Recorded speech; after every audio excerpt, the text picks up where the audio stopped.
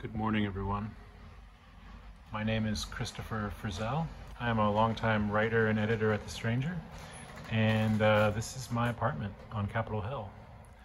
I was thinking I could do an art tour of all the things on my wall as my morning message, because so many of them are stories about the city.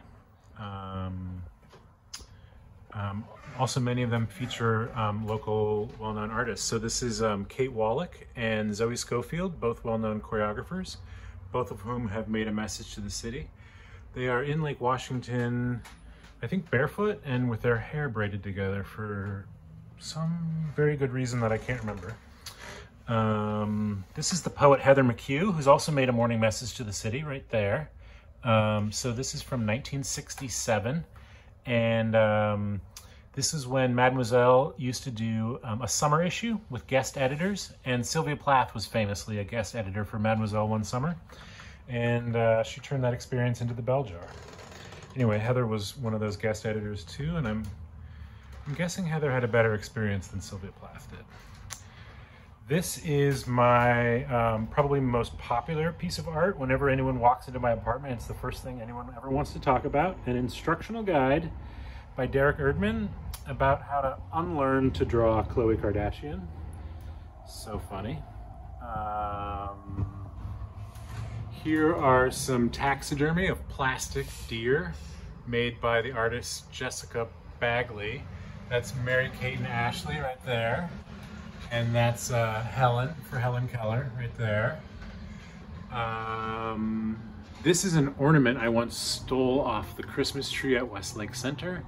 I think I was probably a little tipsy and I just wanted it so badly and I couldn't stop looking at it, and I pulled it off the tree and carried it up Capitol Hill with me, and every single person I passed had to stop and look at themselves in it. Gosh, there are so many stories. A lot of the art on my walls isn't even really art, it's stuff that I have for, found for free.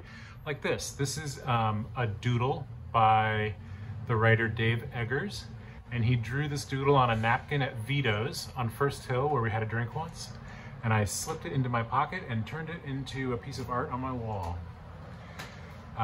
This is, oh, I love this piece. Is it a sculpture? Is it a drawing? It's kind of both and neither.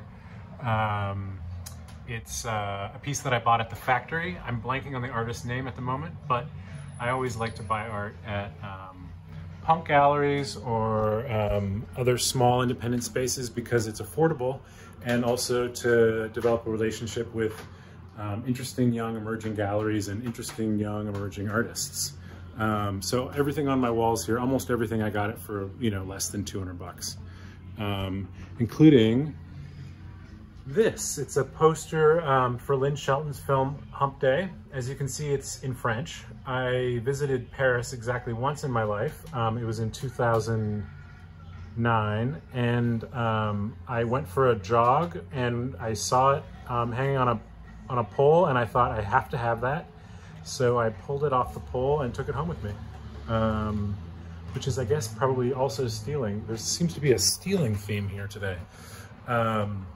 But most of this I didn't steal from Christmas trees or from poles in Paris. Most of this I bought. And if you don't collect art, but you think it's neat to see all this art up on the walls, why don't you start collecting art? There are so many artists right now who could use your support, and they all have Instagram. And whether they're a photographer or an illustrator or a painter, just message someone and say, hey, I'd love to own that. Is there any way I could buy that from you? Could I hang it on my wall? Half the stuff on my wall is like that. When I saw Derek Erdman was painting authors for a period of time, I asked him if he would paint me a Flannery O'Connor, and he made me that, which I just love. And here's Muriel Spark, a watercolor by Catherine Rathke, who's also made a message to the city. This is my wall of favorite writers. Anyway, I should probably wrap up this art tour, as fun as I'm having, because it's a long day. We all got work to do. But I did want to say, if you've never been to the silent reading party, maybe tonight's the night. It's 6 p.m. It's $5 or up to 20.